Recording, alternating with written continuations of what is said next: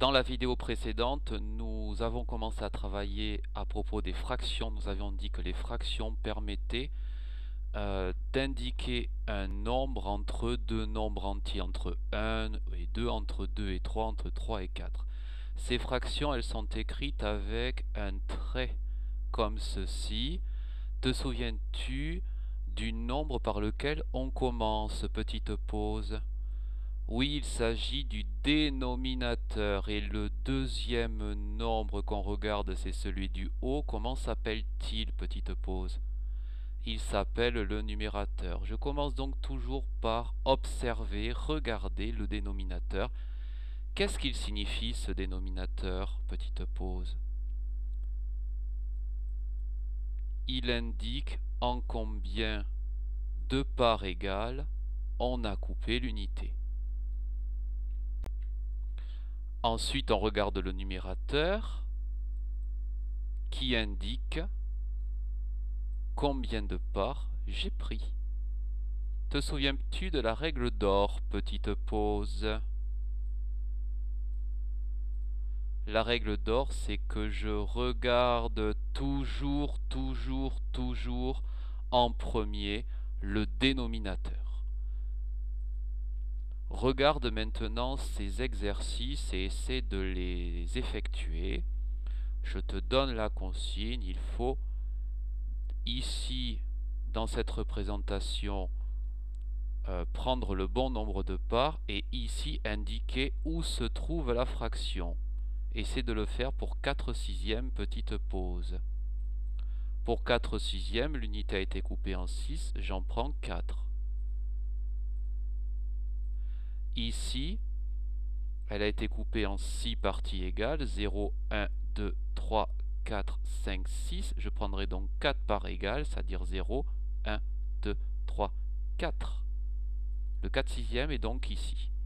Pour 3 septièmes, même exercice, petite pause.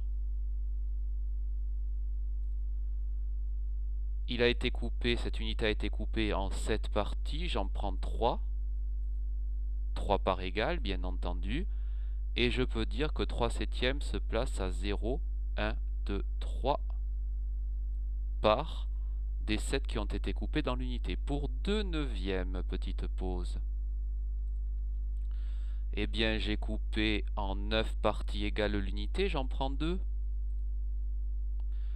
Et je placerai sur le fil numérique 2 neuvièmes entre 0 et 1 toujours. Entre 0 et 1, une unité, on a coupé en 9 parties égales, j'en prendrai 2. Pour 5 huitièmes, petite pause. 5 huitièmes, l'unité a été coupée en 8 parties égales et j'en prends 5. 1, 2, 3, 4 et 5. Sur le fil numérique, toujours pareil, l'unité a été coupée en 8 parties égales, je prendrai 5 parts. 1, 0, 1, 2, 3, 4 et 5 parts égales sur les 8. Regardons la suite. Même exercice ici, sauf que tu dois écrire la fraction qui est représentée.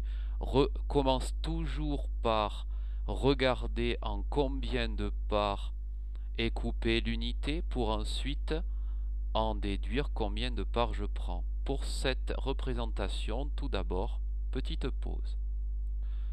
Tu as bien observé que l'unité avait été coupée en 5 parts. Ça, c'est le dénominateur. Et nous avons pris 4 parts égales. La fraction représentée était 4 cinquièmes. Quelle fraction est représentée ici? Petite pause. Je regarde d'abord le dénominateur, puisque l'unité a été coupée en 7 parties égales. Et j'en ai pris 2 parts égales. Il s'agissait donc de 2 septièmes. Pour cet exercice-ci, petite pause. Nous avons coupé l'unité en 11, le dénominateur est donc 11, le numérateur est 8 puisque nous avons pris 8 parts égales. Il s'agissait de la représentation de 8 onzièmes. Pour la représentation jaune, petite pause. il fallait bien compter 17 parts égales. Le dénominateur est donc 17. Nous avons pris 11 parts égales. Le numérateur est donc 11. Nous la lisons 11 17e. Il s'agissait de la représentation de 11 17e.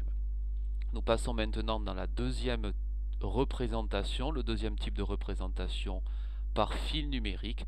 Quelle est la fraction représentée? On regarde toujours en premier le dénominateur. Petite pause.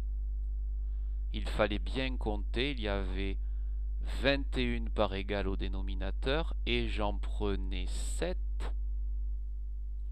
0, 1, 2, 3, 4, 5, 6, 7. Il s'agissait donc ici de 7 21e.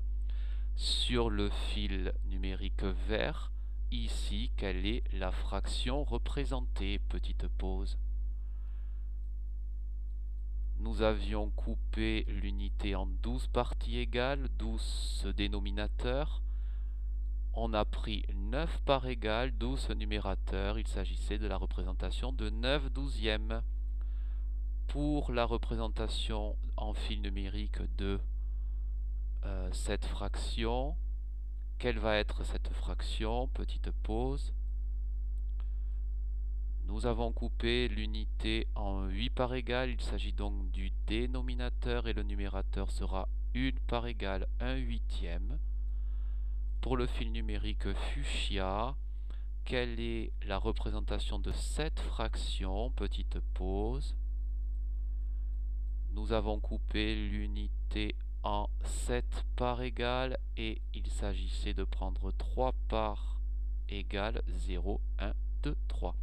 Tu as donc bien vu qu'il faut toujours commencer par le dénominateur qui indique en combien de parts égales j'ai coupé une unité. Et ensuite, j'indique le numérateur combien de parts égales j'ai pris.